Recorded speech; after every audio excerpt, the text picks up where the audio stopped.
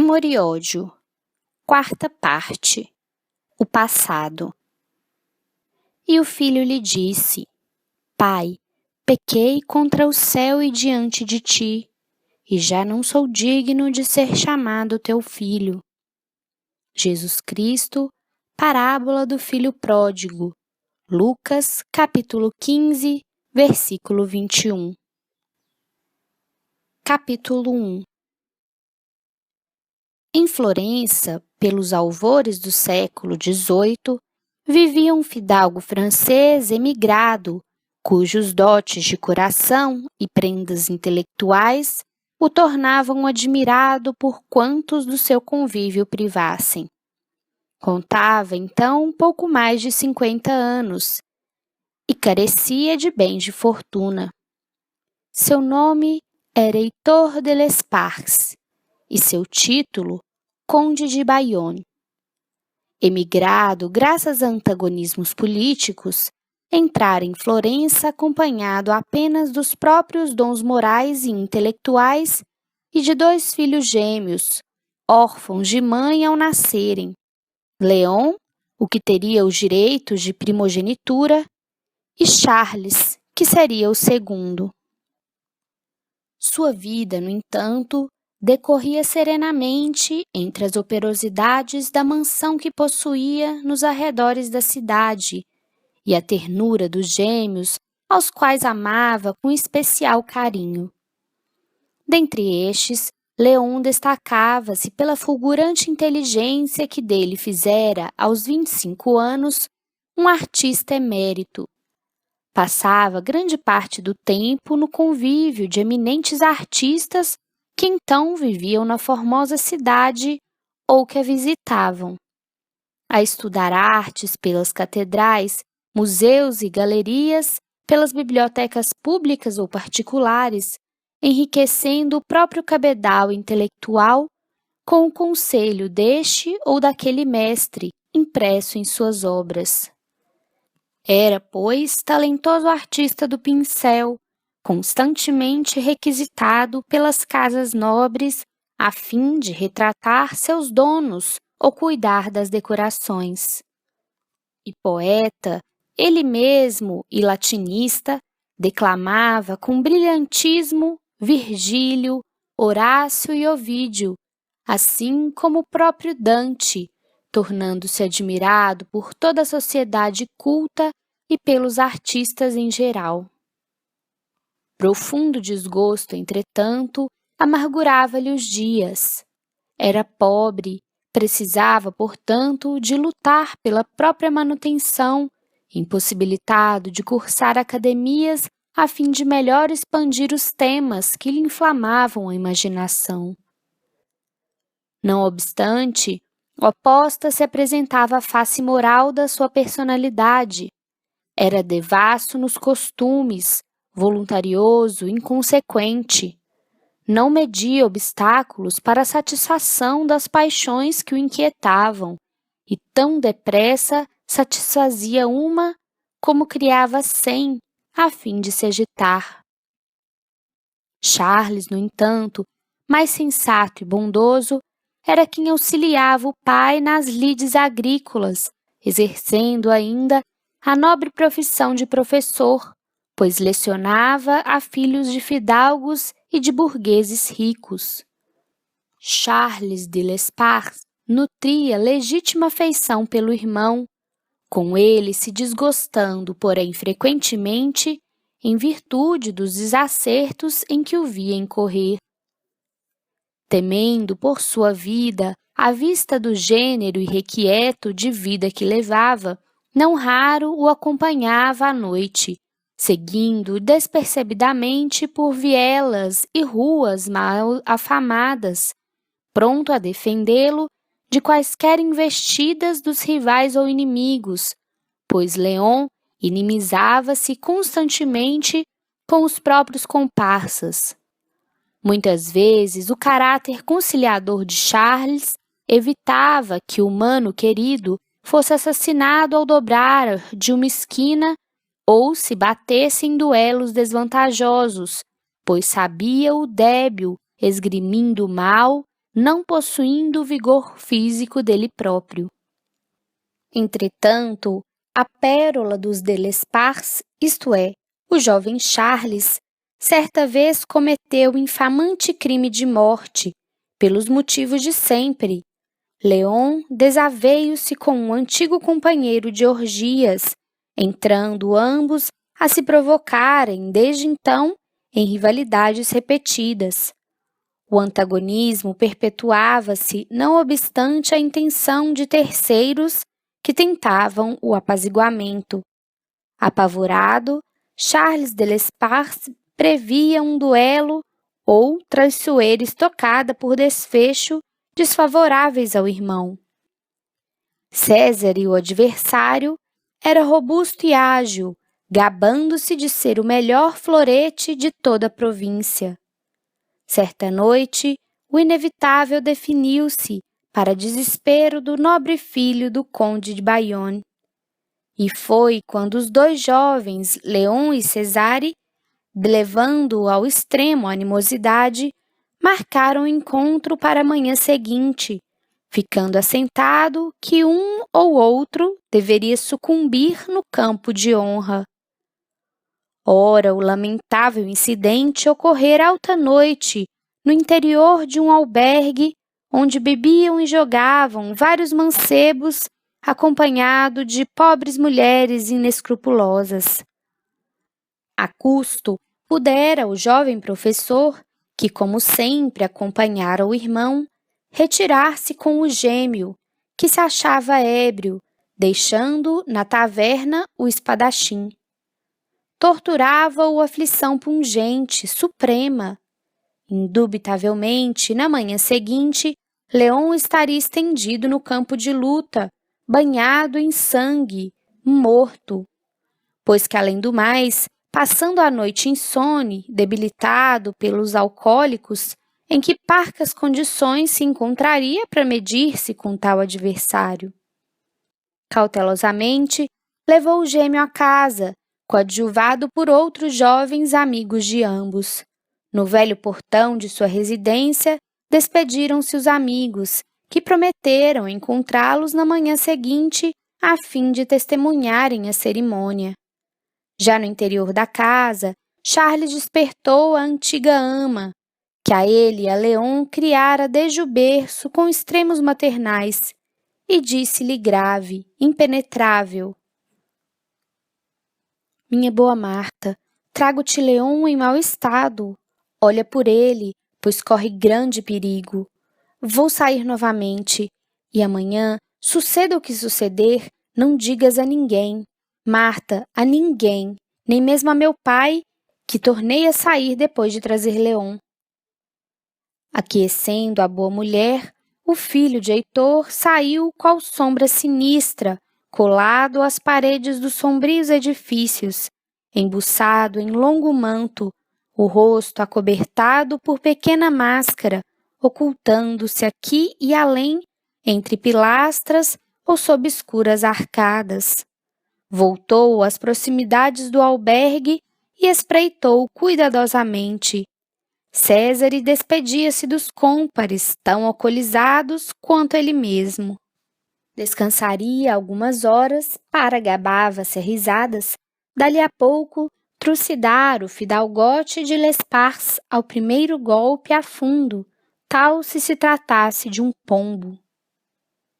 Charles tiritava, excitado por desornadas vibrações nervosas. Uma hora antes, oferecera bater-se em lugar do irmão, dado o encontrar-se este impossibilitado pela embriaguez. Discordara, porém, o espadachim, enquanto Léon se ofendera por ser considerado incapaz.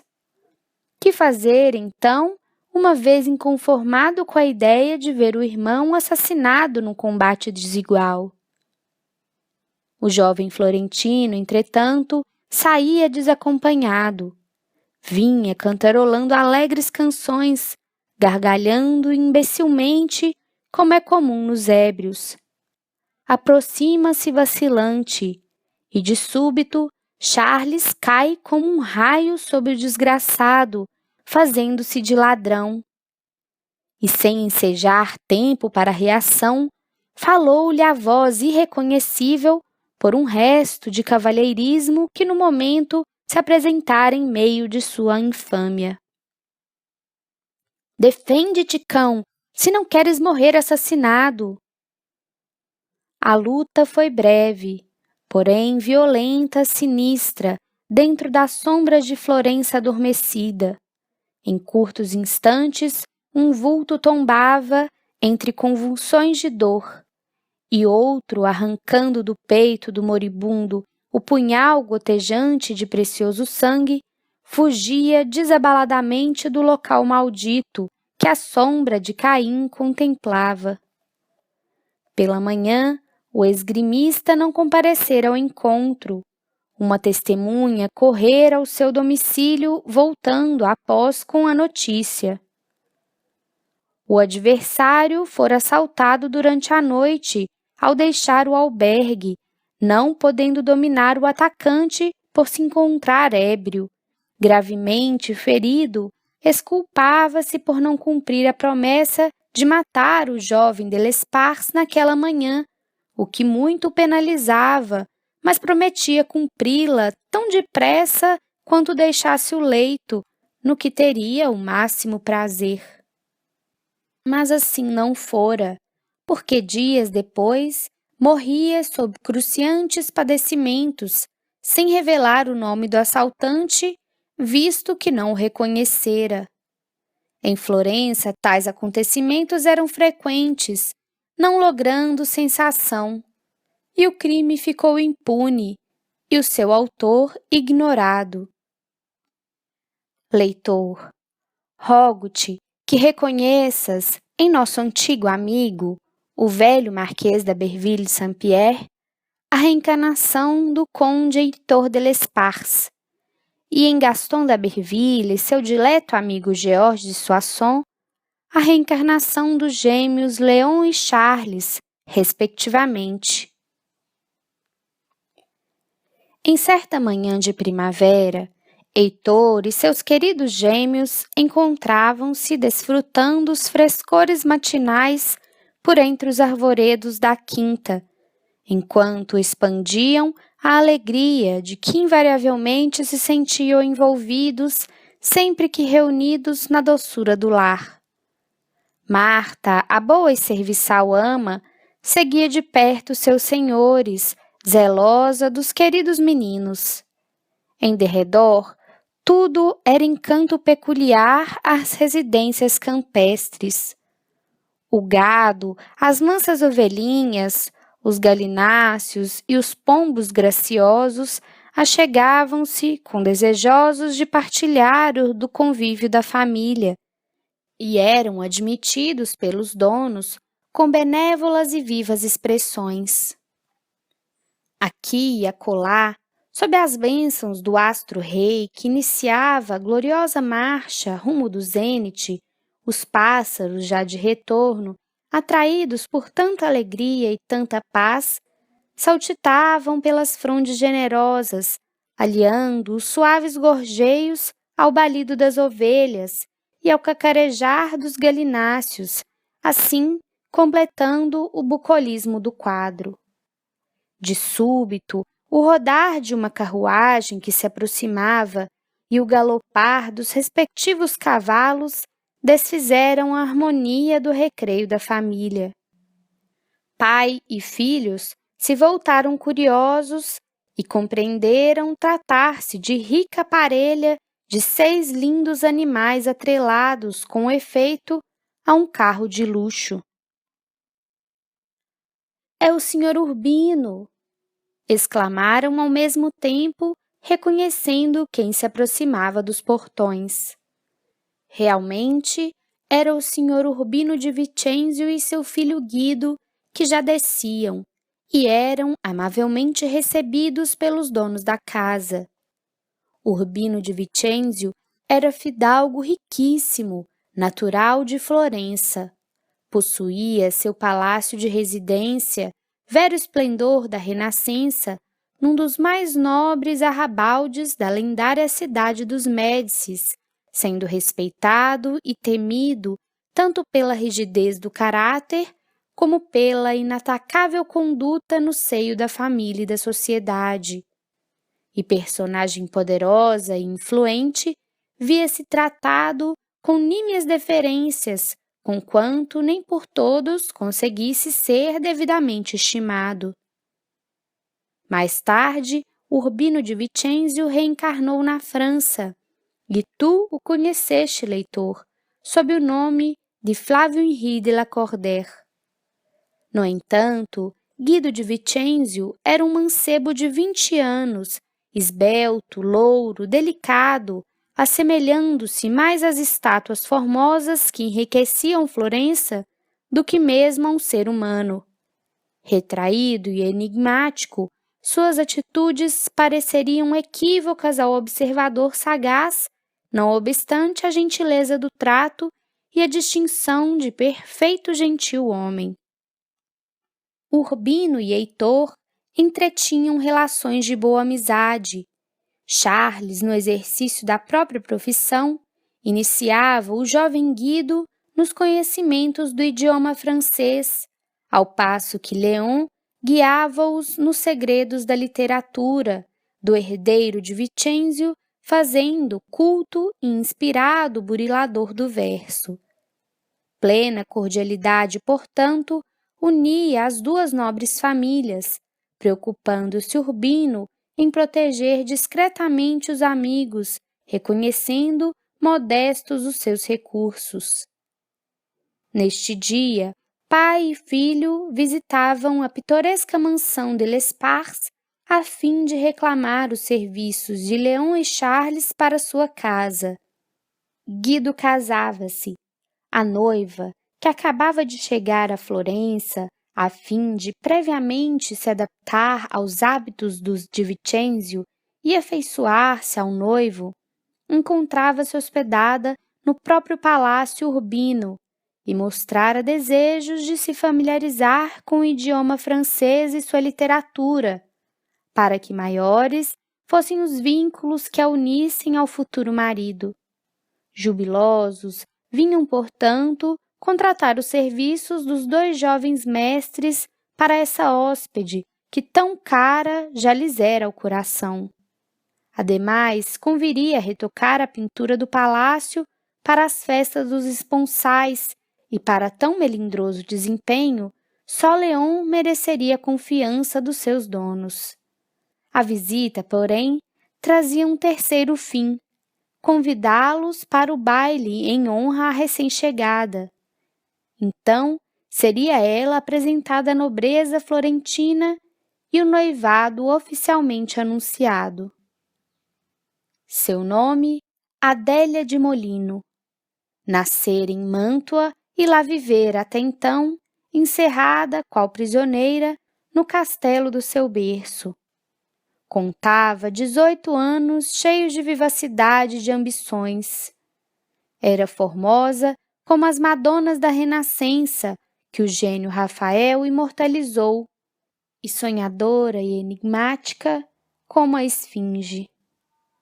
Sua epiderme trazia a imaculada brancura do leite. Seus cabelos bastos, caindo em ondas vigorosas pelos ombros, os suspensos por pentes e enfeites caprichosos, tinham o negro das trevas e o brilho sedutor da chama. Em seus olhos, grandes, negros, profundos, por vezes ameaçadores, não se saberia o que mais admirar, se a beleza singular da forma, o fulgor equívoco da expressão, ou a doçura sensual de que não raro se velavam. Era ardente como a pantera do deserto, graciosa como a garça assustadiça. Trazia porte de rainha, mas tinha caprichos de criança. Seu coração era um abismo, um labirinto seu caráter, e seu todo um complexo. Viam-se descritos nela o ardor de uma raça apaixonada, os costumes de uma época, as tradições de um passado. Era paixão e ardência, era traição e capricho, Era punhal e veneno. Era mulher. O eterno complexo que só o Evangelho de Jesus Cristo conseguirá redimir e equilibrar. Era a noiva de Guido de Vicenzio. Ao primeiro contato com os gêmeos de Bayonne, Adélia compreendeu que nascera para um deles e jamais para Guido, a quem não amava, mas ao qual desposaria para usufruir das vantagens financeiras e sociais que o fato ocasionaria, visto que órfã e pobre não lhe caberiam resistências aos desejos de seu tio, o Sr. Urbin, que sonhava uni-la ao próprio filho, uma vez certo de quanto era ela por ele amada. Entre os dois irmãos, no entanto, vacilava. Charles atraía, Léon arrebatava.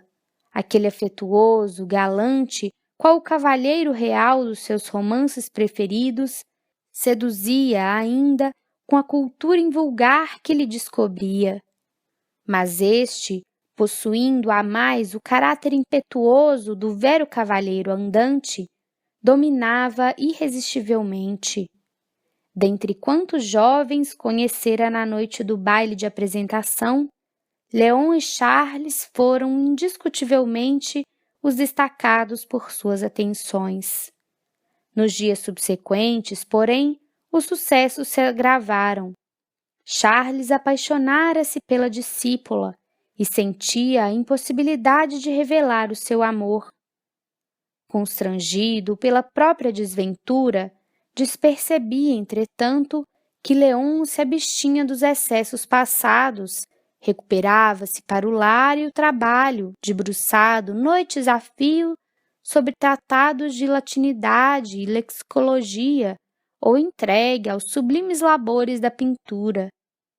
Possuía este, contudo, sobre os dois rivais, o próprio irmão e Guido, a vantagem de ser ardorosamente correspondido pela jovem dama, que nele encontrava a concretização dos seus sonhos de donzela. As horas dedicadas às lições de Adélia, se as dava Léon a sós com ela, eram momentos de apaixonadas efusões que faziam recrudescer a impetuosidade do sentimento que a ambos abrasava. E à noite, não raro, insofrido, presa de alucinantes ciúmes, arriscando mesmo a própria vida, Léon rondava os jardins do Palácio Urbino, sob as janelas de sua amada, à espreita de um sinal, um aceno que o convidasse à temeridade de ir colher nos lábios amados uma carícia a mais, uma esperança de dias mais tranquilos. Ao infeliz Delespars, porém, seria impossível levar Adélia a um rompimento com o primo. Um noivado em Florença era compromisso de honra que jamais se anularia sem tragédias de sangue. Ademais, que lhe ofereceria senão um coração avassalado pelo amor, enquanto os de Vicenzio lhe deitariam aos pés seus imensos tesouros? Em face de tais barreiras, um só caminho restava, a conformidade. E surgiu finalmente o dia em que viu o radioso Guido conduzir Adélia ao altar do matrimônio. Adélia de Molino, como bem presumes, leitor, mais tarde reencarnaria às margens do pitoresco Loire, na França, recebendo, assim, um novo nome para os imprescindíveis resgates, Henriette Flavie de la Cordaire. Entretanto, nem os deveres exigidos pelos sagrados laços do matrimônio, nem as atenções do esposo, que se esmerava no desejo de a tornar feliz, nem o temor a funestas consequências ou o respeito às tradicionais virtudes da família conseguiram aquietar no coração da jovem de Mântua os transportes da exuberante paixão que enlouquecia. Por sua vez, enquanto o digno Charles se resignava à renúncia, entrevendo na mulher amada tão só a expressão inatingível do ideal, Léon, coadjuvado pela própria Adélia, exaltava-se cada vez mais até que, bem depressa, viu realizadas suas condenáveis aspirações. Tornara-se o amante da nora de Urbino, comprometendo-se irremediavelmente nas teias de uma paixão que ameaçava destruir tudo o que lhe impedisse as expansões. Sabedores, porém, do inacreditável acontecimento, Heitor de L'Espars e seu filho Charles, estarrecidos, apavorados com o que de futuro sucederia, insistiam, conciliadores junto ao culpado, para que se afastasse de Florença, pedindo a Roma ou a Milão a reabilitação urgente de tão desgraçada situação. Em vão, porém, o tentavam. Positivamente vencido na sua honra de nobre cavalheiro, no seu brio de homem do bem, como na faculdade do são raciocínio, por um arrastamento que se apresentava ao próprio entendimento superior às suas forças de resistência, Leon perdeu todas as noções do bom senso e continuou nos braços da perturbadora Adélia. Certa noite, em que os dois irmãos, ainda uma vez, discutiam acalorados sobre a ameaçadora inconveniência, Charles teve a infeliz ideia de lançar ao gêmeo este repto terrível. Sim, mano, é pela última vez que te advirto. Sairás de Florença já, amanhã, ou revelarei ao Sr. Urbino o que se passa. Fê-lo, porém, com as melhores intenções, no pressuposto de que o irmão se intimidasse a ver se o convenceria ao dever, isento de qualquer preocupação para a realização do conselho. A surpresa da ameaça do irmão, até ali complacente e amorável, assim o terror à possibilidade de ser descoberto, sufocaram em Leon os protestos que desejaria emitir. Emudeceu lívido e mal impressionado, revelando desgosto e ressentimento. Na manhã seguinte, após angustiosa noite de insônia, dispunha-se a iniciar o giro das obrigações diárias, quando Charles, cumprimentando-o com a habitual afetividade, interpelou grave. E então, quando partirás para Roma? Seguir-te-ei, mano, para que não se torne demasiado áspero o exílio. Do contrário, basta, Charles de Bayonne, dá-me 2 dias mais apenas. A pérola dos L'Espars sorria, certa da vitória, enquanto o irmão acabrunhado deixava-o precipitadamente.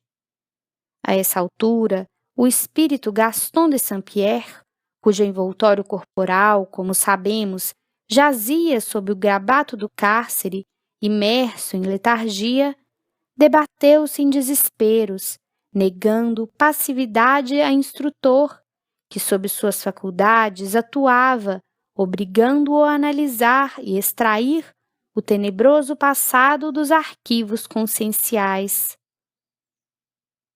Oh, não! Não posso, não quero reviver este pretérito maldito! Suplicava em lágrimas. Jorge, meu amigo, piedade! Piedade, Senhor Deus! Deixai-me regressar ao corpo para esquecer meu crime. Eu sou um réprobo, enlouqueço. Oh, meu Deus, no horror a mim mesmo. Mas o instrutor lhe recompôs, compassivo, as vibrações por um momento desorientadas. E ele continuou, incapaz de se forrar ao ensinamento generoso que lhe deveria amainar as revoltas no cativeiro da Guiana. Passaram-se 2 longos dias de febril expectação para os 2 jovens. Heitor de L'Espars, acabrunhado com a situação, não fora informado do ardil de Charles, a fim de decidir o irmão à renúncia, mantendo-se, portanto, alheio à animosidade dos filhos. Subitamente, na manhã do 3º dia, achando-se a pequena família à mesa do almoço, eis que a mansão de L'Espars é invadida por representantes da lei, os quais prendem, sem quaisquer explicações, os dois irmãos, a despeito das súplicas do pobre pai e dos protestos de Marta, que prorrompia em pranto. Aterrados, Charles e seu pai entenderam de início haver-se descoberto a falta de Léon, a que a arbitrária prisão seria o primeiro sinal de uma daquelas terríveis vinganças a que a cidade dos Médicis assistia desde séculos. Encerrados entre mentes em masmorras diferentes, os gêmeos não mais se avistaram. À noite, todavia, o jovem De Vicenzio dera entrada na velha fortaleza, antiga prisão de criminosos políticos.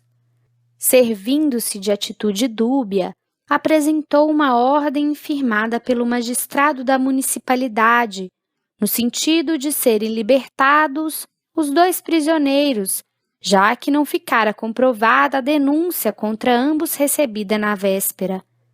Entendeu-se longamente com o governador, estabeleceram amistosa concordata e meia hora depois saía acompanhado de Léon de L'Espars, ao passo que Charles continuava encarcerado. Passaram-se alguns dias, depois um mês.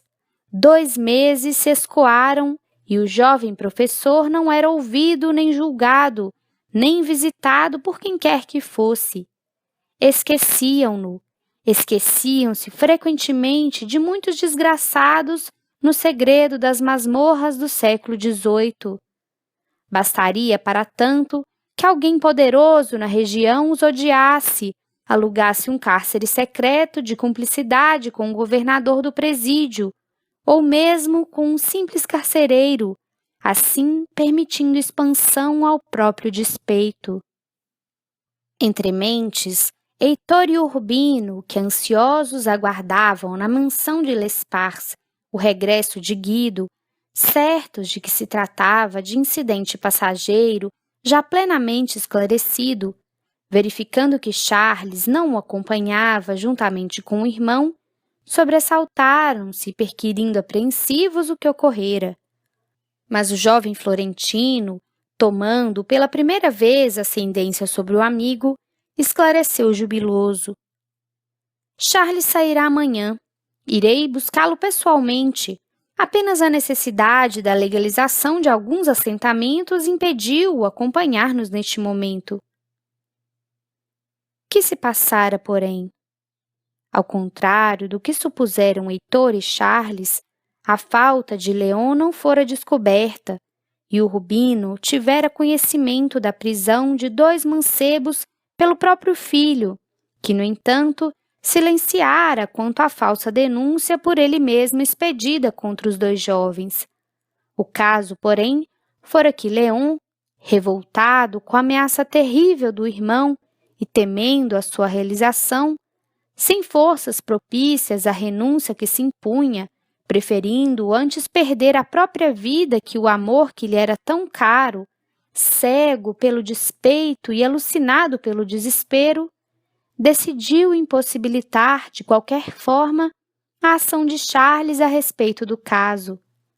Não lhe acudindo ao raciocínio, entretanto, outro conselho, no penoso estado de depressão nervosa em que se encontrava, escravizou-se mentalmente à própria sugestão do mano que lhe fora tão querido, e, inconsequente e temerário, acercando-se de Guido, sobre cujo ânimo vacilante exercia poderoso domínio, e como impelido por humanitário dever, sugeriu-lhe a necessidade de afastar o próprio irmão de Florença, porque asseverara descobrira desgostoso que este se apaixonara por Adélia, que esta, no entanto, era inocente e tudo ignorava, e que a bem do próprio gêmeo fazia semelhante revelação, rogando-lhe, no entanto, que nenhum mal lhe ocasionasse, mas que simplesmente o banisse para sempre da cidade. Guido parecera razoável e compreensivo, agradeceu o zelo do amigo, a quem julgou sincero, e concertaram que, a fim de se eximirem a possíveis suspeitas, expedir-se-ia denúncia anônima de conspiração contra os gêmeos, que seriam necessariamente presos para averiguações e imediatamente libertados pela improcedência da mesma, mas que depois disporia para que Charles fosse banido de Florença para sempre. Na tarde do dia imediato à libertação de Leon, no entanto, Guido chegava à mansão de L'Esparce acompanhado de seu pai. Encontravam-se jubilosos e, descendo ligeiros da carruagem, bradavam pelo nome de Charles em tom afável, amistoso. Iam, afirmavam, cumprimentar o moço, congratulando-se com a família pelo feliz resultado do incidente que tantos o sobressaltara na véspera.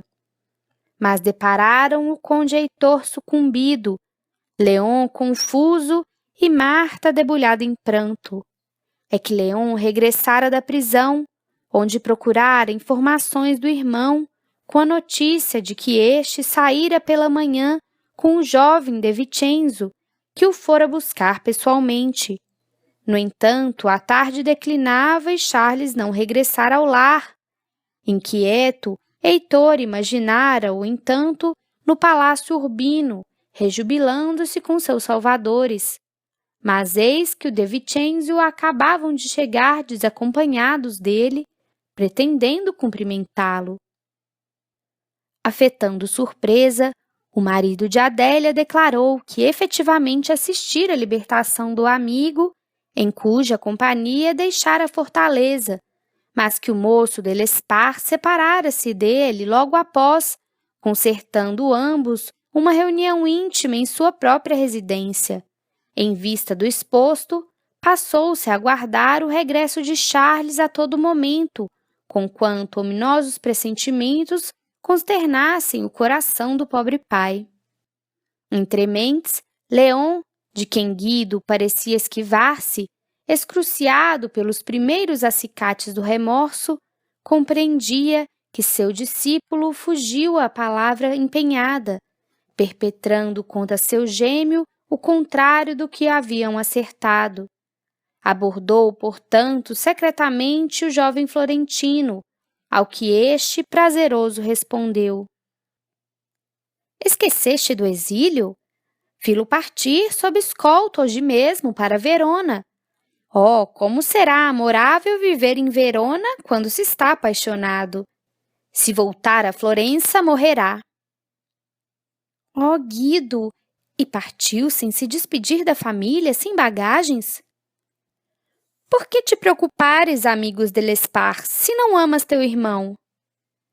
Enganas-te, amo a meu irmão. Sinistra gargalhada, que enregelou o coração do filho de Heitor, foi a resposta, não se atrevendo este, portanto, a novas inquirições. Um ano se escoou lento, amortalhado em lágrimas, para a mansão de L'Esparce. Charles nunca mais aparecera, não obstante uma carta recebida por seu pai, na qual o jovem suplicava o seu perdão por se ausentar sem sua licença, envergonhado que ficara com o incidente sofrido. Ao fim desse tempo, novo acontecimento se verificou na pitoresca residência, acentuando o luto que a envolvera. Não resistindo ao desgosto pelo desaparecimento do filho e adivinhando-o presa de vinditas irreparáveis, o velho conde sucumbira, sem jamais deixar de chorar a ausência do seu tenro companheiro de operosidades agrícolas.